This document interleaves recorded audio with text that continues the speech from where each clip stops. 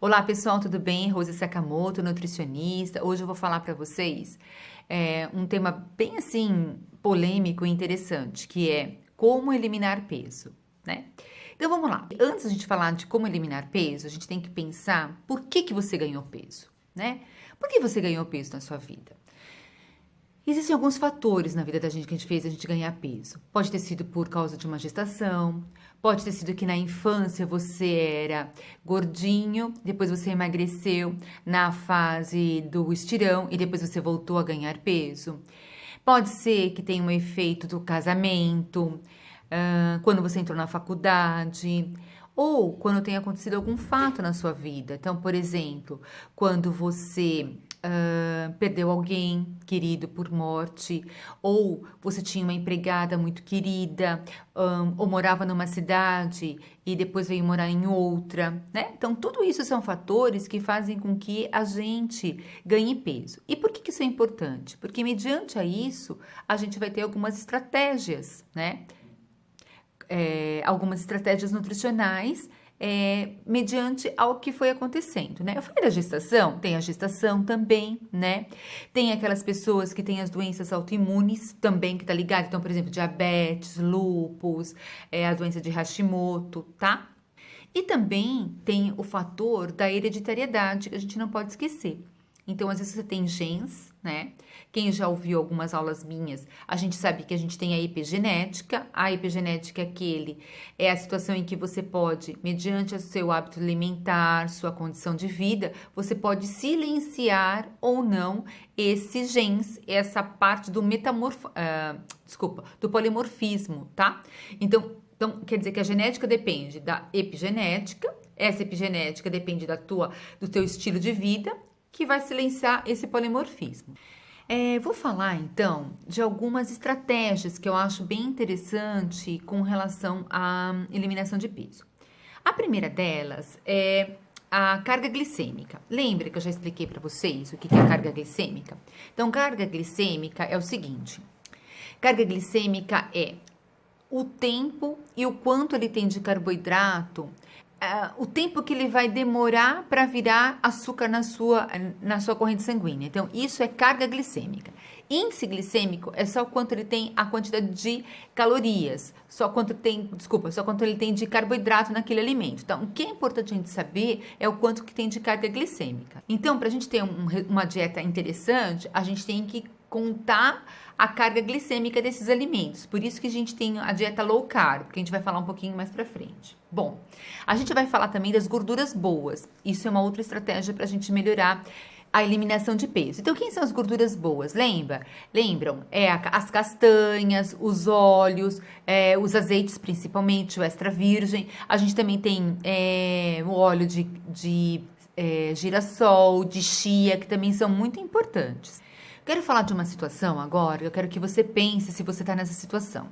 Se você é aquela pessoa que tem o efeito sanfona, engorda, emagrece, engorda, emagrece, engorda, emagrece, o que vai acontecer? Quando você tinha 20 anos, você eliminava peso mais fácil. Quando você tinha 30, você percebeu que está mais ou menos. E aí o que vai acontecendo? Quando você fica nesse efeito sanfona, as últimas tentativas para eliminação de peso, elas ficam mais difíceis, né? Por quê? Porque essa tua célula, ela já está mais danificada, ok? Lembra que a célula de tecido adiposo, ela diminui e quando você engorda, ela aumenta. Ela diminui e ela aguenta. Isso é um adipócitos. Então, o que acontece? Esse adipócitos, essa glândula de gordura, ela já está meia danificada, ok? Por esse engorda e emagrece. Então, você vai ter uma dificuldade maior. Então, quanto mais tempo passa e mais vontade você tem para eliminar peso, mais dificuldade de eliminação você vai ter. Então, para a gente ter algumas estratégias interessantes com relação à eliminação de peso, eu falei lá sobre as gorduras, falei sobre o tipo de carboidrato. Então, isso está ligado bastante à dieta do Mediterrâneo. A dieta do Mediterrâneo trabalha com fibra, lembra das fibras? Linhaça, farelo de aveia, amaranto, tá? Também está ligado aos carboidratos do bem, que é esse de baixa carga glicêmica, e as gorduras do bem também. E aí, na dieta do Mediterrâneo, é legal a gente lembrar que não entra os tubérculos. Então, quem são os tubérculos? Batata doce, inhame, cará, beterraba, cenoura, tudo que é feito, que está debaixo da terra. Então, na dieta do Mediterrâneo não entra, tá bom? Que também está ligado um pouco à dieta de low carb. Então, a low carb, ela também não entra esses carboidratos. E o que é importante para a gente ter um sucesso na eliminação de peso? Sempre você rodiziar as dietas. Então, você faz um período low carb, depois você faz um período jejum intermitente, depois você faz a cetogênica, tá? A gente até pode falar um pouquinho aqui do jejum intermitente. Eu gosto bastante do jejum intermitente como uma estratégia. Só que você tem que fazer jejum intermitente em dias alternados, tá? Então, você vai fazer de domingo para segunda, de terça para quarta, de quinta para sexta. Sempre considerando que o seu maior período de jejum tem que ser de 18 horas, tá? Tem algumas colegas que fazem gradativamente. Eu não, eu gosto de fazer 15 horas de jejum, tá? Porque eu acho que o resultado é muito mais expressivo. Porque qual é o objetivo do jejum intermitente? Você vai fazer com que você consuma menos comida e use como fonte de energia carboidrato, tá? Desculpa, como fonte de energia gordura. Eu tenho, na verdade, porque eu tô pensando aqui, porque eu já tenho, na verdade, um vídeo aqui no YouTube que fala especificamente sobre jejum, tá? Intermitente. Então, se você tiver dúvida, vai lá que tá mais especificado, tá bom? Como estratégia, você pode fazer, então, 10 dias de jejum intermitente, depois você pode fazer jejum intermitente com low carb e cetogênica, tá? Que isso são estratégias bem legais. Então, por exemplo, vamos montar uma estratégia. Você pode fazer 10 dias low carb com jejum intermitente. E aí, depois você vai para a cetogênica.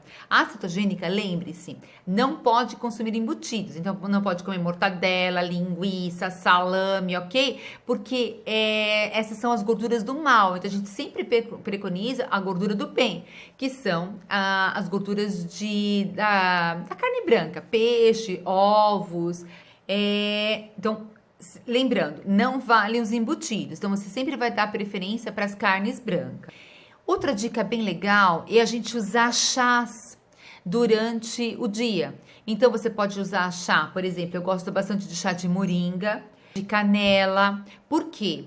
Porque a canela é ansiolítica, né? A moringa, ela vai melhorar esse processo inflamatório. Então, o que a gente vai fazendo? A gente vai dando um equilíbrio no seu dia a dia. Então, você faz as estratégias com as dietas e vai introduzindo chás no dia a dia.